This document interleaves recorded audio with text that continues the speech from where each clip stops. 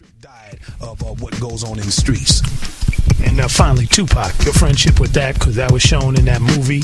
And, a lot of people like, him and no Pac? So talk a little bit about that. Yeah, me and Pac became very good friends.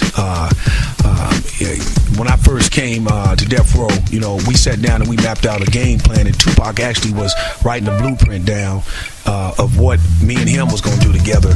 And to the extent that he wanted to go to high schools, and when he got to the high schools, he wanted a requirement, and we were going to do these concerts, right?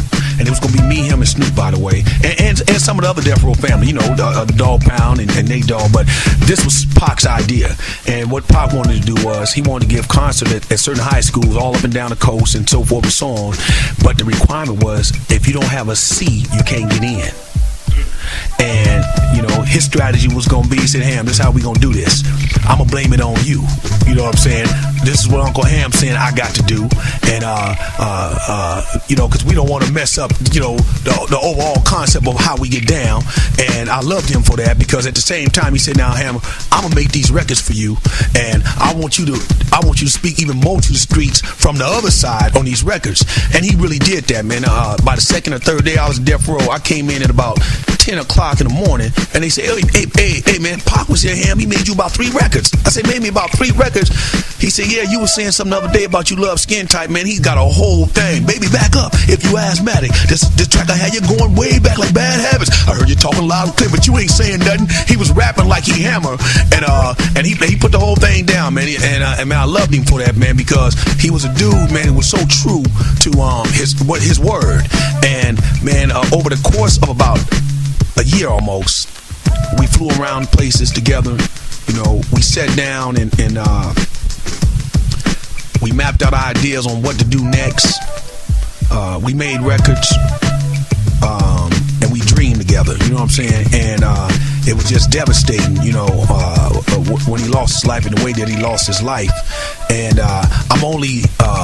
I'm so glad and elated to see that his movement, and what he really stood for came out in the long run. In other words, the world was not allowed to pigeonhole him as just one particular type of rapper, because he was always more than that. He was always more than that. He was always a dude destined for great leadership. He was always a dude who loved his sisters and loved his mom and his mother, and wanted to see great things. He had activism in his blood, his mother, everybody know, But remember, that's why we loved each other so much and became such good friends, because that same Panther movement had a lot of its origins right here, in the town, and the Black Panthers headquarters right around the street from my grandmother's house. So I'm all up and down and in that, and so we had a commonality in us, and rest in peace, man. But I, even in talking about it, I have fond memories, and I cherish them, because Tupac was a special dude, and he deserves his history and where he is, and the mortar that he is in the game. He deserved that, because man, what was coming next, the world wasn't ready for. I mean, this dude was gonna take it to the next level. He was gonna take this hip hop thing to the Cornel West level. He was headed toward that direction. He was gonna take the film thing to not just movies of being a movie star, but movies that would impact your soul, your thinking. He was headed towards all that. Yeah, it was a wonderful, and I'm sure a scary sight when I seen you, him, and Snoop at that press conference talking about how you was going to take all your fans and flip them into a political force. That was the last thing. That was very scary. Yeah. So I'm glad you brought that up, because that's how serious it is. And to understand, David, that we actually sat down and talked about that. You know what I'm saying? That we gonna, okay, Hammer, you gonna get all the Hammer fans. That's what I'm saying. That's what I was trying to say earlier when I said this is how we gonna approach, the high school thing.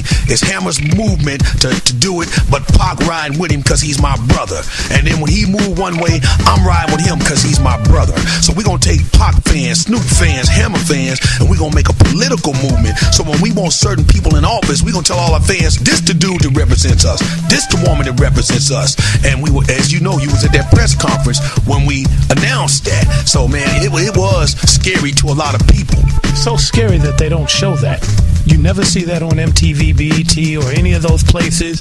The news doesn't bring it up. They talk about a lot of things. But to see you three at the height when Death Row was at a dynasty, to see like, wow, Hammer, Pac, and Snoop all sitting there, and now it seems like Snoop is coming to his own and is trying to, figure out, how to keep it positive, and you're coming back with a lot of new faces in your movement, and hopefully that dream can be fulfilled. Well, there's no choice. See, the dream has to be fulfilled because what we're doing right now is so powerful that we got a lot of forces against us, more than people ever know. But it's no real stopping us. You know what I'm saying? We speak in code.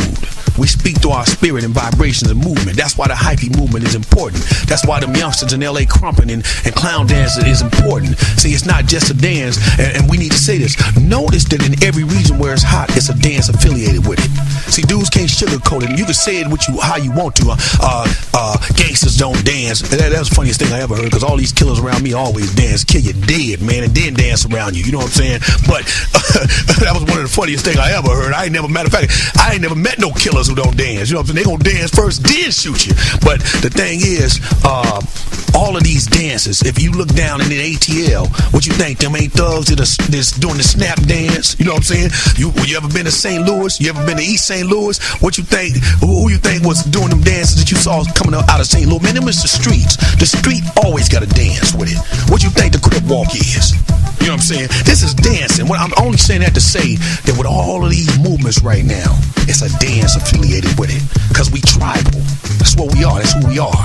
Africans. We tribal with it. We gonna dance. The thing, you look at one of the movies, see if before they get at you, if they'll go ahead and put this dance down tonight, and tomorrow they gonna tear your head off. Well, symbolically, that's the same way we moving right now. In LA, we crumping. Up in the Bay, we getting hyphy. Down south over there, they snapping. But it's coming at you, baby. We dancing. Watch out when all the dancers get together.